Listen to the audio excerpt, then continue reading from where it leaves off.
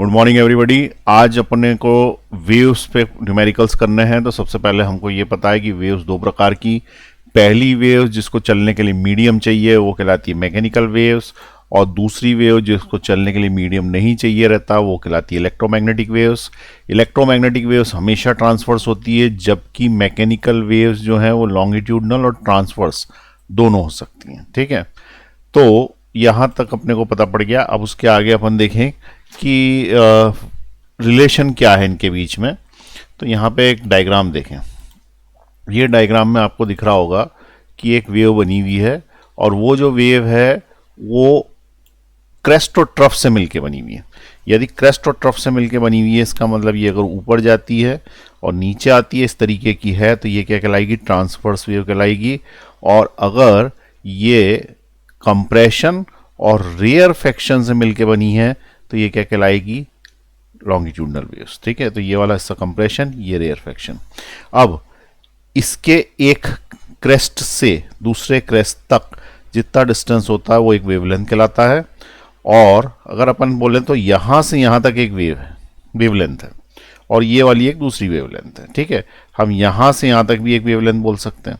तो इस तरीके से वेवलेंथ बन गई। अब ये वेव आगे की तरफ आगे बढ़ती है, जिस स्पीड से आगे बढ़ती है उसको वेव स्पीड बोलते हैं।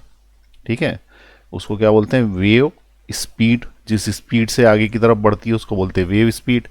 और एक सेकंड में ये जितनी बार ऑसिलेशंस कर लेती है, एक सेकंड में जितनी बार ऑसिलेशंस कर लेती है वो कहलाती है उसकी फ्रीक्वेंसी। तो जितनी जल्दी जल्दी ऑसिलेशन करेगी उतनी जल्दी जल्दी आगे बढ़ेगी, सीधी बात है। तो एक सेकंड में जितनी बार ऑसिलेशन करती है वो क्या कहलाती है? फ्रीक्वेंसी।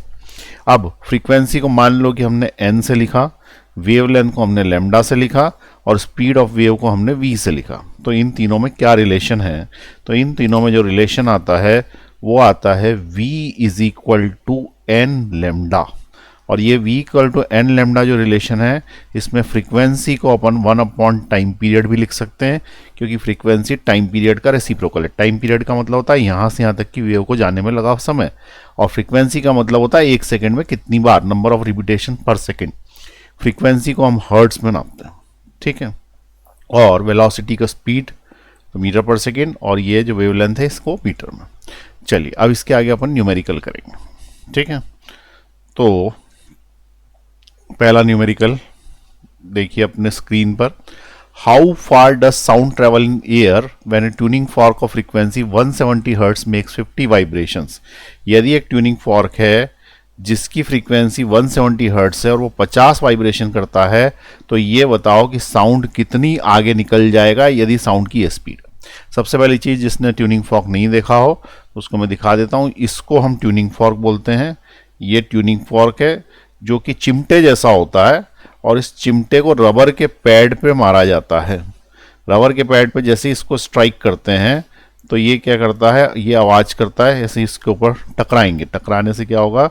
इसमें से आवाज़ निकलेगी और वो एक वेव जनरेट कर देगा, और वेव जो जनरेट कर देगा उसको हम बोलेंगे कि इसकी फ्रीक्वेंसी, ये जो वेव जनरेटेड है इसकी फ्रीक्वेंसी वही होगी जो इस ट्यूनिंग फॉर्क की फ्रीक्वेंसी है, यहाँ लिखी रहती है। जनरली ये 256 हर्ट्ज का होता है, या फिर ये 512 हर्ट्ज का होता है। ये जनरली होता है, और कुछ भी हो सकता है। तो ये कितने भी हर्ट्ज का होगा वो देगा आपको कि कितने हर्ट्ज का है, पर जनरली ऐसा होता है। और ये अपने अंदर से एक वेव छोड़ देगा। ठीक है, अगर आवाज़ आने लगती है इसके अंदर तो वो आवाज़ जो है मच्छर जैसी आवाज़ आने लग जाती है, कि मच्छर जैसे भुनभुनाता है, वैसे इसके जो प्रॉन्ग्स है, इसको बोलते हैं प्रॉन्ग्स, ये वाइब्रेट करने लगते हैं तेजी से यहाँ पे ऐसे। ठीक है, टकराने के बाद जैसे चिमटा टकरा दोगे तो आएगा ना, तो इसको क्या बोलते हैं? प्रॉन्ग्स बोलते हैं, PRONGS। प्रॉन्ग्स ने चिमटे के ऊपर वाले दो हिस्से, ये वाला। ठीक है, यहाँ से हाथ से पकड़ के रबर के पैड पर मार देते हैं। तो ये समझ में आया। तो इसने क्वेश्चन क्या बोला है? इसने ये क्वेश्चन बोला है कि how far does sound travels in air when a tuning fork of frequency 170 hertz makes 50 vibrations. तो आप ट्यूनिंग फॉर्क ने वाइब्रेशन प्रोड्यूस करे तो साउंड आगे की तरफ चला, वेव के फॉर्मेट में आगे की तरफ चलेगा। तो उसने बोला है कि जब ये ऐसे 50 हो जाए, कैसे 50 हो जाए? यहाँ से लेके यहाँ तक एक, फिर ये दूसरा, फिर उसके बाद ये तीसरा, फिर उसके बाद ये यहाँ से लेके फिर यहाँ तक आएगा तो ये चौथा। ठीक है, इस तरीके से यदि 50 हो जाए, 1 2 3 4 5 ऐसे, तो ये साउंड कितनी दूरी तक पहुंच गया होगा वो डिस्टेंस हमको निकालना है। ठीक है, तो तो सबसे पहली चीज हमको ये पता करना पड़ेगा कि फ्रीक्वेंसी क्या दी है। तो फ्रीक्वेंसी इस ट्यूनिंग फॉर्क की दे रखी है 170 हर्ट्स और वो 50 वाइब्रेशन प्रोड्यूस करता है। ठीक है, तो नंबर ऑफ वाइब्रेशंस जो हैं वो कितना प्रोड्यूस करता है, इट इज इक्वल टू 50, और साउंड की स्पीड जो है वो 340 है। ठीक है, तो speed of sound is equal to 340 metre per second. इससे फॉर्मूले को यूज करके अपन सबसे पहले v is equal to n lambda use करके हम क्या करते हैं, वेवलेंथ निकाल लेते हैं। ठीक है, तो v की जगह डाला 340 which is equal to 170 into lambda. तो लेमडा इससे कट जाएगा, ये इससे कटने के बाद हमको दे देगा 2। ठीक है, तो लेमडा आया 2 मीटर। इसका मतलब जो वेव बना रहा है ये वो 2-2 मीटर लंबी है। ठीक है, जो वेव बना रहा है वो 2-2 मीटर लंबी है। इसका मतलब यहाँ से यहाँ तक की वेव है वो 2 मीटर लंबी, क्योंकि वेवलेंथ यहाँ से यहाँ तक होती है। अब ये 2 मीटर लंबी है, तो ऐसा एक वाइब्रेशन में बना देता है। एक वाइब्रेशन होता है 2 मीटर लंबी वेव फेंकता है, दूसरे वाइब्रेशन में यहाँ तक फेंक देता है। तो ऑब्जेक्ट तो 4 मीटर आगे बढ़ गया ना, तीसरे वाइब्रेशन में वो 6 मीटर आगे बढ़ जाएगा। तो बताओ 50 वाइब्रेशन में कितने बढ़ जाएगा, तो 50 इंटू 2, तो total length cover, total length और distance covered is equal to 50 into 2, that is equal to 100 metre. 100 metre आगे पहुंच जाएगी चीज। यहां तक का जो डिस्टेंस है ये 100 मीटर आ जाएगा। ठीक, क्लियर है क्वेश्चन? चलिए नोट करिए फटाफट। पॉज का बटन दबाएं। चलिए नेक्स्ट क्वेश्चन देखें। The audible range of human ear is 20 hertz to 20 kilohertz. Convert this into corresponding wavelength range. The speed of sound at ordinary temperature is 340 metre per second. Simple सी बात है, हमारा जो कान है वो सारी frequency नहीं सुन सकता। 20 हर्ट्ज से पीछे वाली यानी कि बिल्कुल स्लो वाली, और 20,000 हर्ट्ज मतलब एकदम फास्ट वाली फ्रीक्वेंसी वो भी नहीं सुन सकता। तो ये पूछ रहा है कि उसको कन्वर्ट करो, ये जो फ्रीक्वेंसी की रेंज है तो उसको कन्वर्ट करो काय में, वेवलेंथ में बताओ, वेवलेंथ के टर्म्स यानी मीटर के टर्म्स में बताओ। तो ठीक है भाई, बता देते हैं। मीटर के टर्म्स में कन्वर्ट करना बहुत ही आसान है, एक ही फॉर्मूला पढ़ा अपन ने, v equal to n lambda, वही लगेगा इसके अंदर। ठीक है, तो यहाँ पे देखें कैसे कन्वर्ट करना है। हमको ये पता है कि 20 हर्ट्स से लेके 20,000 हर्ट्स तक ह्यूमन ईयर सुन सकता है, किलो हर्ट्स तक। ठीक, तो ये जो ह्यूमन ईयर है इसको ये वाली फ्रीक्वेंसी सुनाई दे जाती है और इसको बोलते हैं इंफ्रासोनिक, इंफ्रासोनिक साउंड। ठीक है, और ये वाला जो होता है ये होता है अल्ट्रासोनिक साउंड। सुना है तुमने नाम, ultrasonic sound? Ultrasonic sound machine होती हैं, ठीक है, जिससे अपन बीमारी का पता कर सकते हैं। तो ये 20,000 हर्ट्ज जो है ये अल्ट्रासोनिक या इंफ्रासोनिक। अब कन्वर्ट करना है तो भाई हमको स्पीड चाहिए, क्योंकि v is equal to n lambda formula लगाना। तो पहले इसके लिए v equal to n lambda लगाते हैं, हमें वेवलेंथ निकालनी है, that will be v by n. Velocity speed of sound 340 metre per second है, ऑर्डिनरी टेम्परेचर पे ये होती है, याद रखनी है। तो 340 मीटर पर सेकेंड, और फ्रीक्वेंसी इसके अंदर उठा के रखनी है 20 यहाँ पे, तो ये 20 यहाँ रख दी, ठीक है ना। और फिर इधर वाले का कैलकुलेशन भी यहीं कर देते हैं। तो v is equal to n lambda लगाना है, v की लेमडा इज इक्वल टू जाएगा v बाय एन, v तो 340 होगा, और नीचे जो है वो 20 किलो हर्ट्स, ठीक है, किलो हर्ट्स। अब देखें यहाँ पे पहले वाले केस में इसको इससे कैंसिल आउट करोगे तो ये 17 बार कैंसिल आउट हो रहा है, तो lambda is equal to 17 metre. और दूसरे केस में जब इसको इससे कैंसिल आउट करोगे तो फिर लेमडा इज इक्वल टू 17 आता है, लेकिन नीचे किलो का कितना हो जाएगा, 340 डिवाइडेड बाय 20 किलो का 10 की पावर 3 होगा। ये कैंसिल आउट होगा, ये 17 आया, और ये नीचे से जब ऊपर जाएगा तो 10 की पावर -3 हो जाएगा। It will be 17 into 10 to the power -3। अब 17 इंटू 10 टू द पावर -3 मीटर। अब जब भी ये 10 की पावर -3 मीटर आएगा तो मिलीमीटर में कन्वर्ट हो जाएगा, इट इज 17 मिलीमीटर। अब मैं तुमको एक शॉर्टकट बताता हूँ, हमेशा ही याद रखना, इतना कैलकुलेशन नहीं करना। नीचे यदि किलो है तो वो ऊपर जाके, ठीक है, नीचे यदि किलो है तो ऊपर जाके वो मिली हो जाता, ठीक है। इसको मैं यहाँ पे शॉर्ट में लिख रहा हूँ, नीचे किलो है तो ऊपर जाकर मिलीमीटर हो जाएगा, मिली हो जाएगा, मीटर नहीं, मिली हो जाएगा। अब पीछे कुछ भी यूनिट हो, ओम्स हो, कुछ भी हो, मिली हो जाएगा। ठीक है, ये नोट कर लें। तो ये इसका आंसर आ गया 17 मिलीमीटर से। अब इसका मतलब क्या है कि ये वाला बहुत बड़ी वेव्स है, 17 मीटर की वेव्स में बहुत ही बड़ी वेव्स है, और 17 मिलीमीटर की वेव्स है ना बिल्कुल ही छोटी छोटी वेव्स हैं। तो इस रेंज से लेके इस रेंज तक हमारा ह्यूमन ईयर सुन पाएगा, उसके आगे नहीं सुन पाता। कुत्ते वगैरह सुन लेते हैं, ठीक है, बैट भी सुन लेते, बैट तो प्रोड्यूस करता। चलिए नोट कर लीजिए इसको, पॉज दबाएं।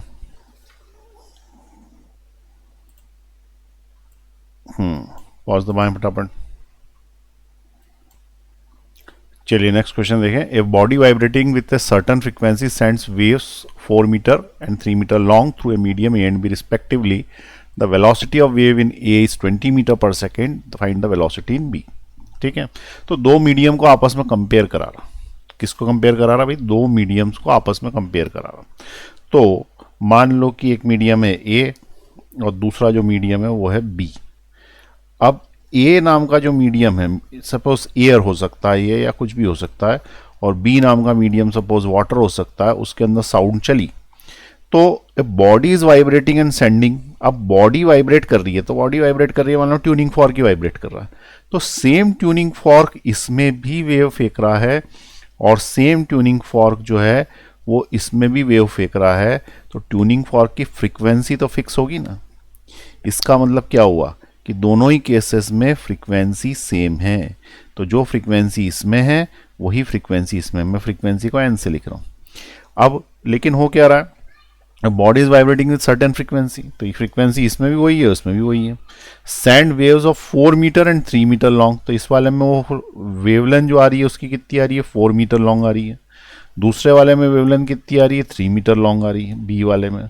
वेलोसिटी ऑफ वेव इन ए, तो वेलोसिटी इसमें है 20 मीटर पर सेकेंड। तो इसने पूछा है कि भाई वेलोसिटी बी में कितने मीटर पर सेकेंड होगी, तो हम इसमें बोलेंगे कि v is equal to n lambda लगा लो, और n की वैल्यू यहाँ से निकाल के इसमें डाल देना। ठीक है, तो v की जगह डाला मैंने 20 which is equal to n, lambda की जगह 4, तो n इज इक्वल टू आ गया 5 हर्ट्स, और जो 5 हर्ट्स है वो सोर्स की फ्रीक्वेंसी है, और चूंकि सोर्स बदल नहीं रहा तो वही फ्रीक्वेंसी यहाँ पे भी रखी जा सकती है। और फिर से हम कैलकुलेट कर सकते हैं v is equal to n lambda, तो v is equal to n की जगह हम डालेंगे 5 और लेमडा की जगह 3, इससे वेलोसिटी मिल जाएगी 15 मीटर पर सेकेंड। इसका मतलब उसमें 20 मीटर पर सेकेंड चल रही है, इसमें 15 मीटर पर सेकेंड चल रही है। ठीक है, तो ये वाले में स्पीड ऑफ जो साउंड है वो कम हो गया, it is 15 metre per second, ये इसका आंसर। ठीक है, चलिए नोट कर लीजिए फटाफट, पॉज दबाएं, नोट कर लें।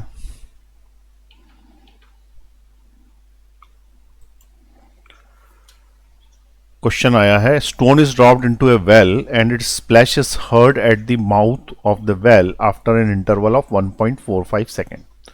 Find the depth of the well given that the velocity of sound in air at room temperature is 332 metre per second. एक बार मैं पचमढ़ी करके जगह है मध्य प्रदेश में, तो वहाँ पे पहाड़ी पे गया, वहाँ पे नाम था हांडी खो। तो जो गाइड था उसने पत्थर गिरा के दिखाया, पत्थर जैसे ही गिराया उस बहुत ही गहरी खाई में, काफ़ी देर बाद मेरे को आवाज़ सुनाई दी। काफ़ी देर बाद आवाज़ सुनाई दी, तो उस आवाज़ कितनी देर बाद सुनाई दी, यदि अगर अपन इसको टाइम नोट कर लें तो हम ये पता कर सकते हैं कि उस गहराई का या उस खाई का कितनी डेप्थ है। यही क्वेश्चन यहाँ पे बना के इन्होंने दिया है, ये MNREC में आ चुका है एक बार क्वेश्चन। तो ये बोल रहा है कि एक वेल है, उसके अंदर अपन ने पत्थर गिराया, आप साउंड तो तुरंत आ जाना चाहिए, लेकिन क्या हुआ 1.45 सेकेंड यानी करीब 2 सेकेंड या पौने 2 सेकेंड लग गए, और साउंड आया। तो बताओ कितनी गहराई है उसकी। ठीक है, तो यहाँ पे देखें क्वेश्चन कैसे सॉल्व करेंगे। तो ये एक मान लो कि यहाँ से पत्थर गिराया होता, यूं करके यूं जाता, तो सबसे पहले तो पत्थर नीचे जाता, तो पत्थर के नीचे जाने का समय मान ले t1 है। अब जब पत्थर नीचे जाएगा तो यहाँ पे स्प्लैश करेगा और फिर यहाँ से पत्थर वापस ऊपर आएगा, तब जाके हमारे कान में आवाज आएगी। तो नीचे से ऊपर साउंड के आने का समय T2 है। तो T1 नीचे कौन जा रहा है, स्टोन जा रहा है, और ऊपर कौन आ रहा है, तो ऊपर जो है वो साउंड आ रहा है। ठीक है, स्टोन के जाने की स्पीड अलग होती है और साउंड के ऊपर आने की स्पीड अलग होती है, क्योंकि साउंड की स्पीड से साउंड आएगा, जबकि पत्थर जो है वो नॉर्मल ग्रेविटी से जाएगा नीचे। तो हम इस क्वेश्चन को दो पार्ट्स में ब्रेक कर लेंगे। हम ये बोलेंगे कि T1 जो टाइम है वो नीचे जाने में लगा और T2 जो टाइम है वो वापस ऊपर आने में लगा साउंड को। तो इन दोनों को यदि जोड़ देते हैं तो हमें 1.45 सेकेंड्स मिलते हैं। ठीक, अब नीचे जाने का समय पहले, तो स्टोन फॉलिंग डाउनवर्ड्स, नीचे आने का समय, नीचे आने का समय तो इक्वेशन ऑफ मोशन से निकलेगा, S is equal to u t plus half a t square से, हाफ जी टी स्क्वायर से, यहाँ पे ग्रेविटी इसलिए। तो S तो कितनी नीचे गया वो, तो यहाँ से यहाँ तक जितने नीचे गया वही तो हाइट थी उसकी, तो हाइट h तक नीचे गया। अब उसमें क्वेश्चन में कुआं बोल दिया है तो उससे कोई फर्क नहीं पड़ता। Which is equal to u, initial velocity zero, क्योंकि स्टोन को ड्रॉप किया गया है। जब भी ड्रॉप करेंगे तो हम इनिशियल वेलोसिटी जीरो ले लेते हैं, तो initial velocity is equal to zero plus half g acceleration due to gravity 9.8 metre per second square into नीचे जाने का समय T1 स्क्वायर। इससे हम टाइम निकाल लेंगे, तो 2 का मल्टीप्लाई इधर कर दो तो it will B 2h upon में 9.8 जाएगा, विच इज इक्वल टू T1 का स्क्वायर।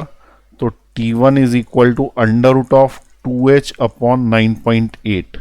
इतना समय में स्टोन नीचे जाएगा।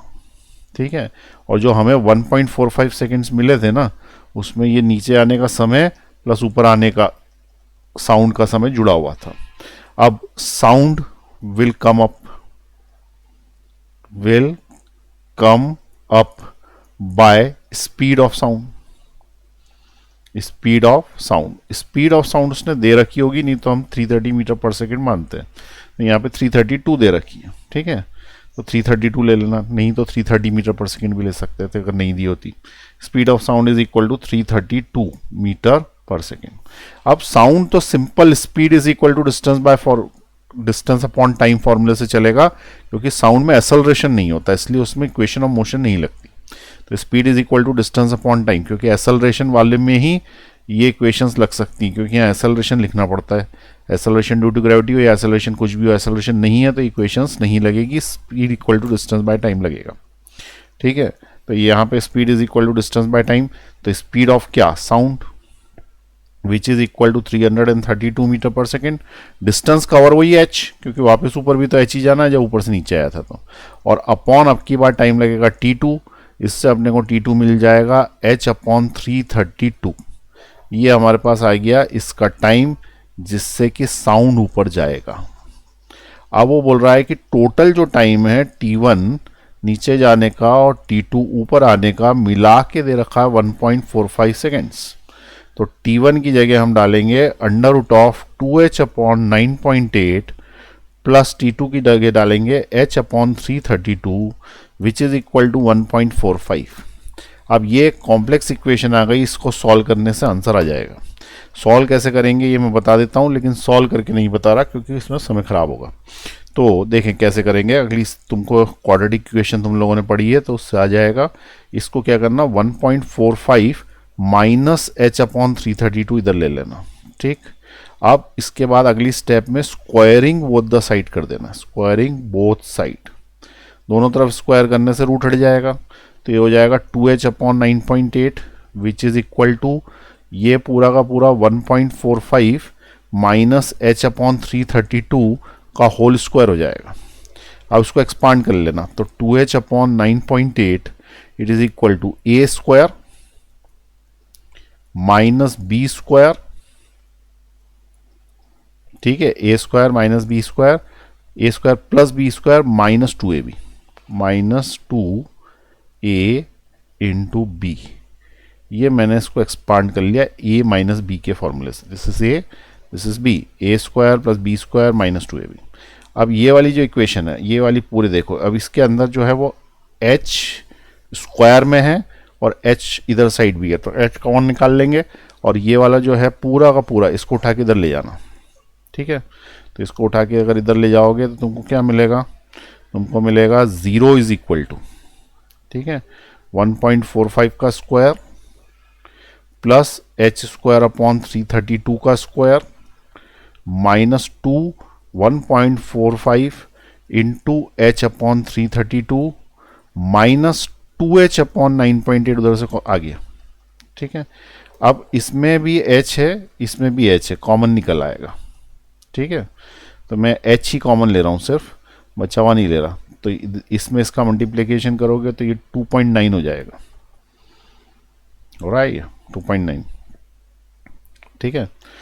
तो 2.9 डिवाइडेड बाय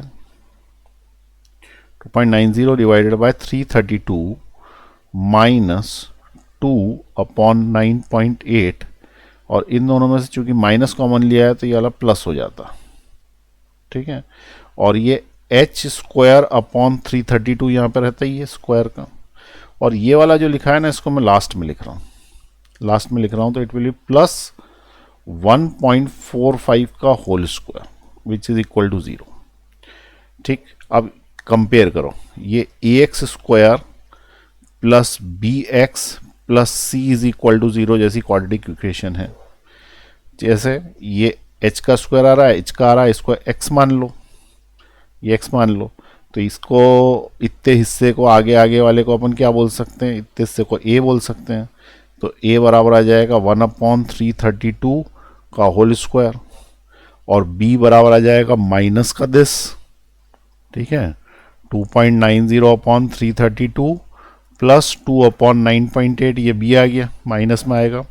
और c इसको कंपेयर करोगे तो c आ जाएगा 1.45 का होल स्क्वायर। अब हमें ऐसा पता है कि x equal to minus b plus minus under root of b square minus 4ac upon 2a यदि लगा देंगे तो यहाँ पे x की जगह हमें h चाहिए, तो वो h आ जाएगा, ठीक है। और ये जो a की वैल्यू है ये इसमें डाल देना, यहाँ पे b की वैल्यू इधर डाल देना, c की इधर डाल देना। कैलकुलेशन बहुत लंबा है लेकिन हम इस क्वेश्चन को सॉल्व कर सकते हैं। अब मैं यहाँ पे आंसर लिख देता हूँ सीधे, ठीक है। आंसर इसका है 9.9 मीटर। ये चूंकि एक परीक्षा में आया हुआ है इसलिए उस परीक्षा में आंसर भी दिया हुआ है, तो आप इसको सॉल्व करके चेक कर सकते हैं करना चाहें, और नहीं है तो आपको मेथड आ गया काफ़ी है, ठीक है। तो ये सब्जेक्टिव टाइप क्वेश्चन बन सकता, ऑब्जेक्टिव नहीं बन सकता। और अगर ऑब्जेक्टिव बनता है तो एक तरीका और है कि अगर हाइट दी है तो हाइट इसमें रख के चेक कर लें। फॉर ऑब्जेक्टिव क्वेश्चंस ये पीछे के कैलकुलेशन ना करें, check by putting the option. फिर भी लंबा तो होगा क्योंकि कैलकुलेशन तो यहां भी करने पड़ेंगे, ठीक है। तो ये क्वेश्चन लंबा है लेकिन बहुत अच्छा कंसेप्चुअल क्वेश्चन है। चलिए नोट कर लीजिए फटाफट इसको, पॉज दबाइए, नीचे ले रहा हूं मैं, पॉज दबाएं, नीचे ले रहा हूं मैं। ये लड़की 12th में फेल हो गई इसलिए आई है इधर। चलिए नीचे ले रहा हूं मैं, और नीचे,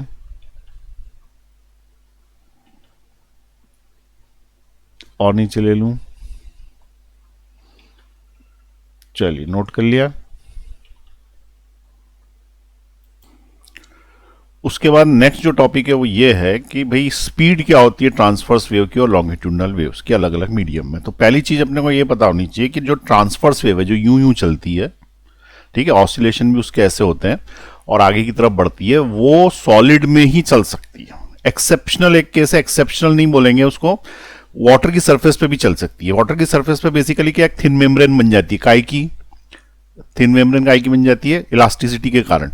तो इलास्टिसिटी के कारण जो थिन मेम्ब्रेन वो एज ए सॉलिड ही बिहेव करती है। जैसे चाय पीते हैं ना, तो चाय के ऊपर ऐसी वो नहीं आ जाती, जब ठंडी हो जाती है तो पतली सी परत, वैसी मान लो उसको, तो उसके अंदर वो सॉलिड जैसा ही बिहेव करती है, इसलिए सरफेस पे चल जाती है ट्रांसवर्स वेव, क्योंकि इट कैन विथस्टैंड कौन सी स्ट्रेस, टेंजेंशियल स्ट्रेस।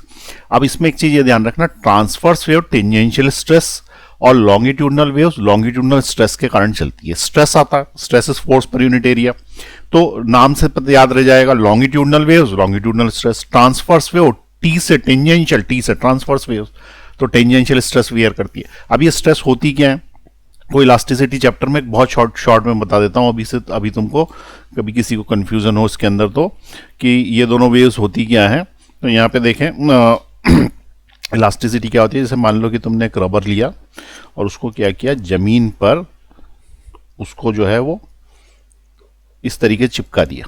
अब यहाँ पे फेविकॉल से चिपका हुआ है, इधर साइड जब फोर्स लगाओगे तो ये रबर जो है वो ऐसा हो जाएगा। ऐसी स्ट्रेस को टेंजेंशियल स्ट्रेस बोलेंगे। टेंजेंशियल स्ट्रेस का फॉर्मूला होता है फोर्स पर यूनिट एरिया। तो ये जो स्ट्रेस है, चूंकि ये टेंजेंशियल फोर्स से लगाई गई है, इसलिए ये टेंजेंशियल स्ट्रेस कहलाती है। ठीक है। और दूसरे नंबर पे यदि हम इसको सीधे यहाँ से दबा देते हैं, यानी कोई सी भी चीज़ है, यदि ये रबर का टुकड़ा है और ये ज़मीन पर रखा हुआ है, चिपका हुआ है, और तुमने उसके ऊपर 90 डिग्री से फोर्स लगा दिया, तो फोर्स पर यूनिट एरिया इस केस में जो है वो क्या कहलाएगा, नॉर्मल स्ट्रेस कहलाएगा या फिर टेंजेंशियल स्ट्रेस कहलाएगा। नॉर्मल स्ट्रेस या फिर टेंजेंशियल लॉन्गिट्यूडनल स्ट्रेस कहलाएगा। तो लॉन्गिट्यूडिनल स्ट्रेस कहलाएगा। ठीक है। तो ये दो तरीके के स्ट्रेस हैं। तो एक स्ट्रेस जो है वो लॉन्गिट्यूडनल, दूसरा जो है वो टेंजेंशियल।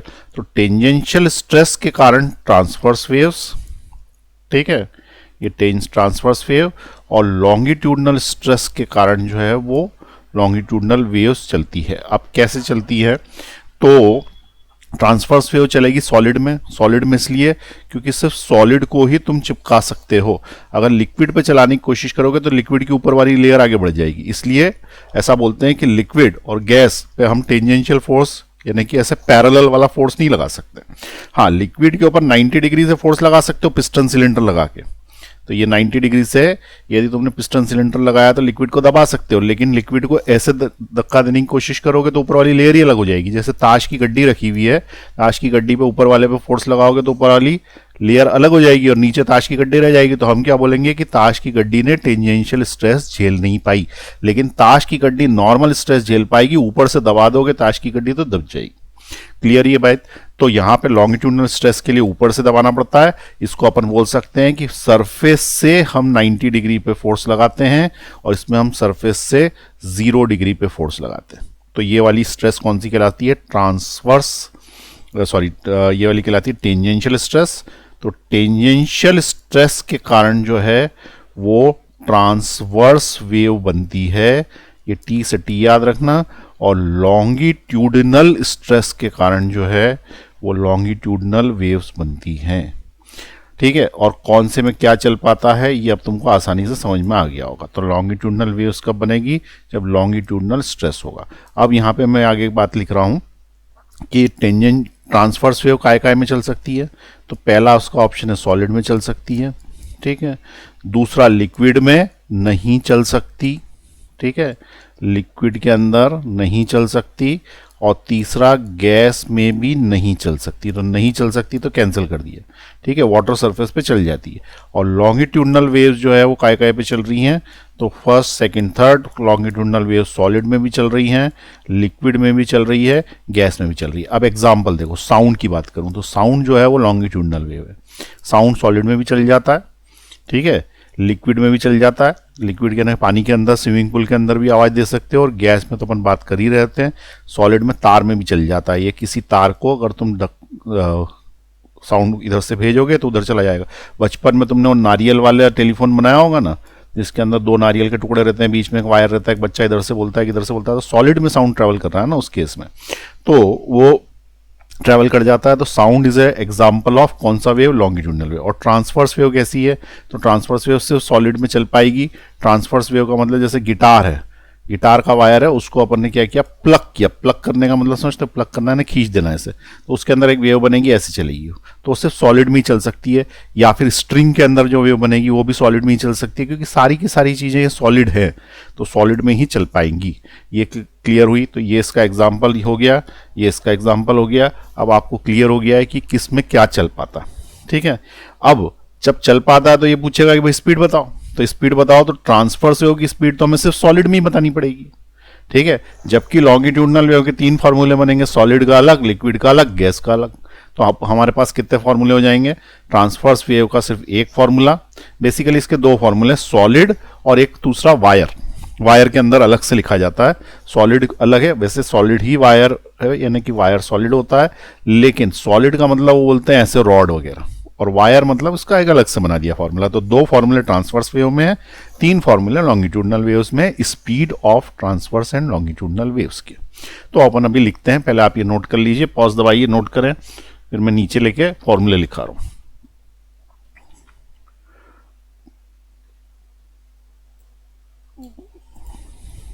चलिए नीचे ले रहा हूं मैं। हाँ, अब इसके बाद अगली हेडिंग डालें, speed of transverse wave in solid. डाल दिया speed of transverse wave in solid. अब इसके अंदर फॉर्मूला लिखें, v is equal to under root of eta upon rho. ये फॉर्मूला है भाई इसका। अब ये फॉर्मूले में कौन सी चीज क्या है ये लिख लें। तो eta is called the modulus of rigidity, modulus of rigidity. ठीक है, ये आपने रिजिडिटी, ये आपने जो है मॉडुलस ऑफ रिजिडिटी काय में पढ़ा है? इलास्टिसिटी नाम के चैप्टर में। ठीक है, सॉलिड्स के लिए डिफाइंड है सिर्फ। उसके बाद rho is the density of the medium, density of medium, ये आपको फॉर्मूला याद रखना है। अब आप बोलोगे फॉर्मूला आया कहाँ से? ठीक है, तो ये फॉर्मूला आया कहाँ से? तो ये फॉर्मूले के डेरिवेशंस नहीं है हमारे सिलेबस में। दूसरी चीज, ये फॉर्मूले इजीली डिराइव नहीं होते हैं, इसलिए ये 11 के सिलेबस से बाहर कर दिए गए। कैलकुलस से डिराइव होते हैं ये, और अगर हमें इनको प्रूव करना है तो we can prove only dimensionally. ठीक है, we can check its correctness, check its correctness dimensionally. Dimensional फॉर्मूले दोनों तरफ रख देना।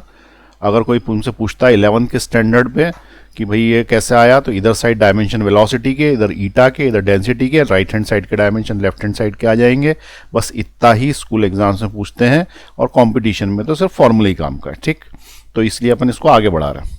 अब सेकंड नंबर वाला जो फॉर्मूला है speed of transverse wave in solid के बाद सेकंड नंबर पे है speed of transverse wave in wire. अब ये वायर को अलग क्यों कर दिया? तो सॉलिड जैसे मतलब क्या? तो सॉलिड मतलब एक कोई ऐसा ऑब्जेक्ट, ठीक है, इतना बड़ा कोई, और वायर मतलब क्या? तो एकदम थिन होना चाहिए, उसमें डायमेंशंस नहीं होने चाहिए। तो स्पीड ऑफ ट्रांसफर से वेव इन वायर, तो इसका जो फॉर्मूला है v is equal to under root of t upon m dash. मैं लिखता हूं उसको एम डैश, कुछ किताब वाले इसको म्यू लिखते हैं और कुछ किताब वाले एम ही लिख देते हैं। तो बेसिकली एम में कंफ्यूजन होता है, इसलिए मैंने एम डैश लिया है। तो एम डैश है क्या? मास नहीं है, मास ऑफ वायर नहीं, it is the mass of wire पर यूनिट लेंथ, पर यूनिट लेंथ, ये याद रखना है। मास ऑफ वायर पर यूनिट लेंथ, इसका मतलब मास तो है ही वायर का, लेकिन उसकी लेंथ से डिवाइड करने के बाद रखना है। और टी क्या है भैया? तो T is the tension of the wire, इसका मतलब वायर कितना ज्यादा टाइट करके रखा हुआ है, उस पर भी speed of transverse wave depend करती है। ठीक है, इस फॉर्मूले को भी डायमेंशनली चेक किया जा सकता है, बाकी इसको डिराइव करने का कोई और तरीका नहीं। अब speed of transverse in wire, ठीक, और ये वेलोसिटी के फॉर्मूले, ये दोनों लिख लें और एक बार इनको समझ लें कि ये क्या बताना चाह रहे हैं। ठीक, चलिए फटाफट लिखें इसको, नोट कर लिया आपने। चलिए अब एक मैं थोड़ा सा चेहरा नीचे कर लेता हूं, हाँ अब नोट कर लें। चलिए उसके बाद नेक्स्ट फॉर्मूला नोट करें, स्पीड ऑफ लॉन्गिट्यूडनल वेव्स। इसमें 3 आएंगे, सॉलिड, लिक्विड, गैस, लेकिन इसमें सॉलिड में एक स्पेशल केस है रॉड का। तो रॉड का क्वेश्चन आया तो ये फॉर्मूला लगाना जो रॉड का मैं लिखवा रहा हूं, और अगर सॉलिड का आएगा तो ऊपर वाला फॉर्मूला लिखाना। जनरली रॉड के क्वेश्चन पूछ सकते हैं, सॉलिड के नहीं पूछते, फिर भी लिख लें। Velocity is equal to under root of k plus 4/3 eta upon rho. ठीक, जहां पे कौन सी चीज क्या है ये समझ लें पहले। K is called the bulk modulus, bulk modulus किसका? उस मटेरियल का जिसमें से वेव जा रही है।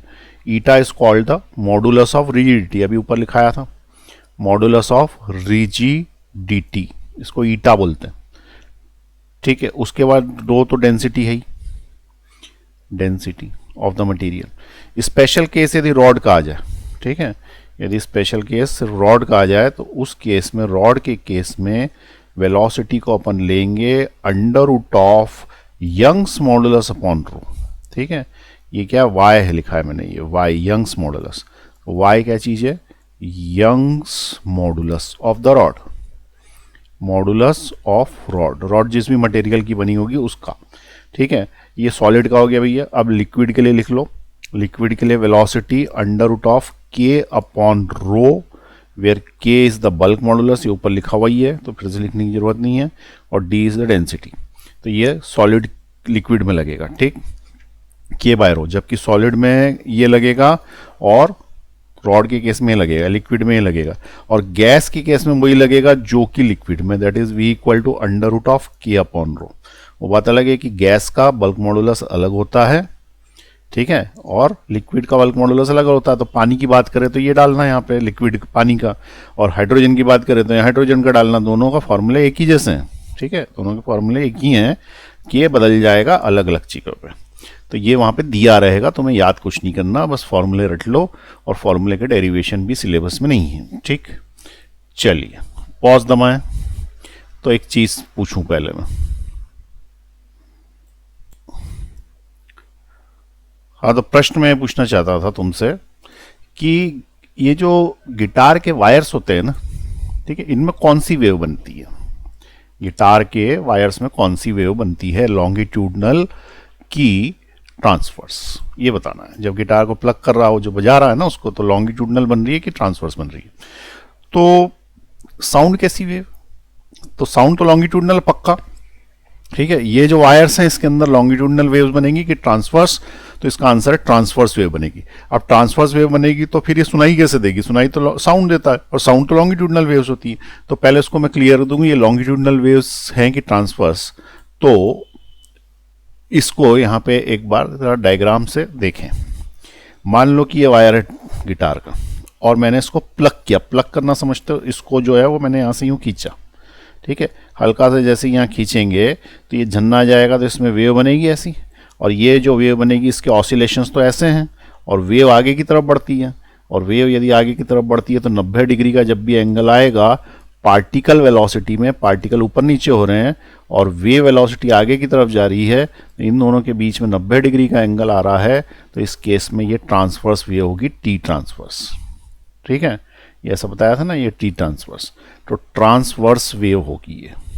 अब ये ट्रांसवर्स वेव होगी तो हमको ऐसे सुनाई देगी। तो बेसिकली क्या होता है, ये जो ट्रांसवर्स वेव बनती है ना, ये इसके अंदर, ये डब्बा है ना, ये डब्बा, इसके अंदर जो एयर है उसके साथ रेजोनेंस में आ जाती है, और सेम फ्रीक्वेंसी से डब्बा भी बजने लगता है।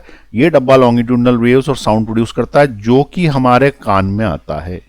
आई बात समझ में, ये वाली वायर से नहीं आता, ये डब्बा हटा दो यहाँ से, सिर्फ वायर ही वायर रहने दो, तो फिर अच्छे से आवाज थोड़ी आएगी, ठीक ठीक। अब दूसरी एक चीज मुझे और बताओ इसी वायर से रिलेटेड, कि क्या ये सारे वायर एक जैसे मास के होते हैं, क्या ये सारे वायर एक जैसे मास के होते हैं?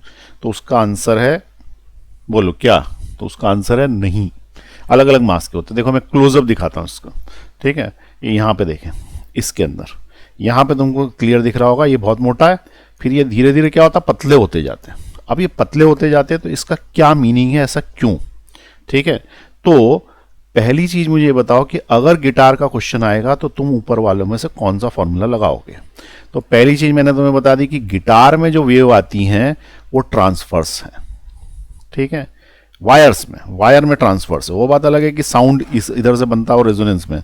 तो ये ट्रांसवर्स वेव जो है वो ट्रांसवर्स वेव है और पतले वायर्स में लगी है। तो ऊपर हमारे पास फॉर्मूले दो हैं, तो एक वायर वाला जो फॉर्मूला है वो लगाएंगे हम इसके अंदर, ना कि सॉलिड वाला। तो वायर वाला फॉर्मूला हम इसके अंदर लगाएंगे, v equal to under root of t by m dash. अब ये फॉर्मूला देखना क्या कैसे यूटिलाइज हुआ इसमें। तो v is equal to under root of t by m dash. अब इसमें चाहिए एम डैश। एम डैश क्या है, मास पर यूनिट लेंथ। मास पर यूनिट लेंथ मतलब अगर लेंथ सबकी एक जैसी है और तुम एम डैश अलग अलग करना चाहते हो तो तुम्हें मास बढ़ाने पड़ेंगे। तो एक वायर जो मैं मोटा करना पड़ेगा, एक पतला करना पड़ेगा, कि लंबाई तो सबकी एक जैसी है, लेकिन हम चाहते हैं कि सबका एम डैश अलग हो, इसलिए मास अलग अलग कर दिए, लंबाई सेम है तो एम डैश बदला। एम डैश बदलने से सबकी वेलोसिटी अलग अलग आई, तो हर वायर अलग अलग आवाज करेगा, अलग अलग वेलोसिटी से उसके अंदर वेव जाएगी। ठीक है, तो ये समझ में आया वायर्स को मोटा पतला करने का। दूसरी चीज, यहाँ पे एक शब्द है टेंशन, इसको टेंशन चाहिए रहता है, तो टेंशन को बदलने से भी वेलोसिटी बदलती है। तो तुम यहाँ पे देखो, ये जो वायर रहते हैं इनको ये इन स्क्रू की वजह से टेंस किया जाता है, टाइट किया जाता है, और अपन यहाँ पे टेंशन देते हैं। ढीले पोले रहेंगे तो अच्छे से आवाज नहीं देंगे, तो हाई टेंशन में तुम्हें हाई वेलोसिटी मिलेगी। तो वेलोसिटी जब भी वायर में निकालनी हो तो उसके लिए टेंशन जरूरी है, और दूसरी उसमें मास पर यूनिट लेंथ जरूरी है। ये अपने को गिटार से सीखने को मिला। ठीक, अब उसके बाद एक क्वेश्चन और पूछते हूँ। ये मान लो कि रॉड्स हैं, सरिये हैं ये, ठीक है, बिल्डिंग बनाने के काम में आते हैं। तो इसके अंदर कौन सी वेव बनेगी, ट्रांसवर्स बनेगी कि लॉन्गिट्यूडनल बनेगी? और अगर बनेगी तो फिर फॉर्मूला कौन सा, क्योंकि तुमको फॉर्मूला चूज करना पड़ेगा ना भाई, इतने सारे फॉर्मूले हो गए। सॉलिड के हैं तो सॉलिड की वे में ये दो हैं, एक ये यंग्स मॉडुलस रॉड का है, ये लगाऊं, ये वाला फॉर्मूला लगाऊं, या ये वाला लगाऊं, या फिर ये वाले भी तो सॉलिड के लिए ही हैं, ये भी सॉलिड के लिए, ये भी सॉलिड के लिए, तो ये लगाऊं क्या इनमें से? तो पहली चीज ये तो नहीं लगेगा, ये वायर में गिटार में ही लगता है सिर्फ। ठीक है, यहाँ पे अपन लिख सकते हैं ये गिटार टाइप के चीजों में लगता है। तो वो जो सरिया है, रॉड टाइप चीज है, तो वो रॉड टाइप चीज है, तो उसके अंदर मैं ये फॉर्मूला लगाऊं, v equal to under root of eta by rho. ये लगेगा जब ट्रांसवर्स वेव होगी। ठीक है, कि मैं ये वाला फॉर्मूला लगाऊं रॉड का, v equal to y upon rho, ये लगेगा जब लॉन्गिट्यूडनल वेव होगी। तो वो ट्रांसवर्स वेव है कि लॉन्गिट्यूडनल वेव है, ये पता करना है। तो ये बताएं कि ये ट्रांसवर्स है कि लॉन्गिट्यूडनल है। तो इसका आंसर है ये ट्रांसवर्स भी हो सकती है, ये लॉन्गिट्यूडनल भी हो सकती है। ठीक है, डिपेंड करता है कि तुमने इसको कैसे प्लग किया है। अब जैसे मान लो ये रॉड ऐसी है, ठीक है, ये ऐसी रॉड है, ध्यान से समझना, ये क्वेश्चन कैसा आया उस पर डिपेंड है। तुमने इसको यहां से एक लोहे से बांध दिया ऐसे, ठीक है, ये लोहा है और नीचे जमीन से बांध दिया। अब ये रॉड ऐसी हो गई। अब तुमने क्या किया, यहां हथौड़ी चलाई, ये हथौड़ी इस पे तुमने यूं मारी, ठीक है, तो उस केस में जो वेव बनेगी वो इस तरीके से बनेगी, क्योंकि इसके वाइब्रेशंस यूं होंगे ना, ये यूं वाइब्रेशन करेगा और वेव इधर चली जाएगी। तो जब वेव यूं चल रही है और वाइब्रेशंस ऐसे हो रहे हैं और वेव आगे की तरफ चल रही है, तो ट्रांसवर्स वेव बनेगी ना। तो यहाँ पे पार्टिकल का वाइब्रेशन ऐसे होगा और वेव का मोशन इस तरह से होगा, 90 डिग्री का एंगल होगा और 90 डिग्री का एंगल होगा, तो ये ट्रांसवर्स वेव बनेगी इस केस में। लेकिन यहीं अगर अपन ने इस हथौड़ी को, ठीक है, इस हथौड़ी को हमने इस तरीके से मार दिया, यहाँ पे मार दिया, तो ये ऐसे गोले गोले के रूप में जो है वो वेव आगे बढ़ने लगेगी। तो अगर ये गोले के रूप में बढ़ने लग जाएगी तो ये कौन सी वेव होगी, लॉन्गिट्यूडनल वेव। तो इसी में अपन दो एग्जाम्पल कर सकते हैं, ये वाला जो है वो ट्रांसवर्स वेव का एग्जाम्पल हो गया, ये लॉन्गिट्यूडनल का वेव हो गया। तो इस सरिये को यदि तुमने इधर से मार दिया तो लॉन्गिट्यूडनल वेव बन जाएगी, तो लॉन्गिट्यूडनल का फॉर्मूला यूज कर लेना। और अगर इसको यहाँ से कहीं से प्लग कर रखा और यहाँ पे बांध रखा और यहाँ से तुमने हिट कर दिया, तो ये कौन सी बन जाएगी, ट्रांसवर्स बन जाएगी। क्लियर हुई बात? तो ये ध्यान रखना किस तरीके से क्वेश्चन आएगा, डायग्राम बना लो अगर चाहो तो, ताकि याद रहे कि ऐसे में ट्रांसवर्स बनती है, ऐसे में लॉन्गिट्यूडनल बनती है। अब अगर लॉन्गिट्यूडनल बनेगी, ठीक है, तो ये फॉर्मूला लगा देना वेलोसिटी निकालने के लिए इसमें, ठीक है। और अगर ट्रांसवर्स बनेगी तो रॉड के केस में, ट्रांसवर्स वाले केस में ये वाला फॉर्मूला लगाना, क्योंकि ये तो सिर्फ वायर में लगता है। रॉड के केस में ये वाला लगेगा क्योंकि सॉलिड है वो, ठीक। तो ये फॉर्मूला लगा देना। तो अब आपको क्लियर हो गया होगा कौन सा फॉर्मूला कब लगाना है। अब ये इतने सारे जो फॉर्मूले हैं, इसमें सबसे ज़्यादा इंपॉर्टेंट फॉर्मूला ये है, ठीक है। जनरली वायर के क्वेश्चंस आते हैं, क्योंकि गिटार सितार के क्वेश्चंस आते हैं, और गिटार सितार के क्वेश्चन में यही वाला फॉर्मूला है। अब ये फॉर्मूला अच्छे से याद रहना चाहिए और कब लगाना है ये याद आना चाहिए। तो चलिए जाते जाते आपको एक ट्रिक बता देता हूं इसको याद करने के लिए। मान लो कि उसने पूछा है कि वायर में कौन सा फॉर्मूला लगाओगे, तो तुम निकालना क्या चाहते हो? निकालना चाहते हो वेलोसिटी, ठीक है।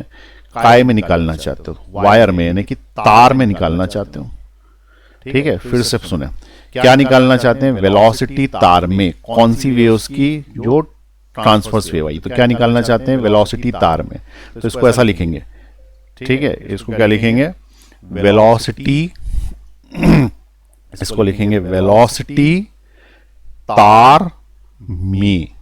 आया समझ में? ये वाली जो चीज है ये क्या है, ये है वेलोसिटी, ये है क्या तार, ये है क्या है में। ये फॉर्मूला अपने आप ही बता रहा है कि मैं काय में लगने वाला हूं। क्लियर हुई बात? तो ये इसकी ट्रिक है याद करने की, वेलोसिटी तार में, VTM, वेलोसिटी तार में इज वेलोसिटी इन वायर। तो वायर के अंदर यदि वेलोसिटी बोलेगा तो वो कौन सी होगी, ट्रांसवर्स वेव की। तो ट्रांसवर्स वेव की वेलोसिटी वायर में निकालने का फॉर्मूला है वेलोसिटी तार में, जहां पे T है टेंशन और M डैश है mass per unit length of the wire, जहां पे V वेलोसिटी। ठीक है, क्लियर हुई है सारी बात? तो इसको इस तरीके से ट्रिक बना के लिख लो, याद कर लो, अगले लेक्चर में बहुत काम आएगा, बीच बीच में यूज करेंगे। तो अचानक से भूल जाते हैं कि वेलोसिटी तार में निकालनी, की रॉड में निकालनी है, तो तार में वाला मैक्सिमम क्वेश्चन आते हैं, इस तरीके से सॉल्व। चलिए अगली क्लास में मिलेंगे।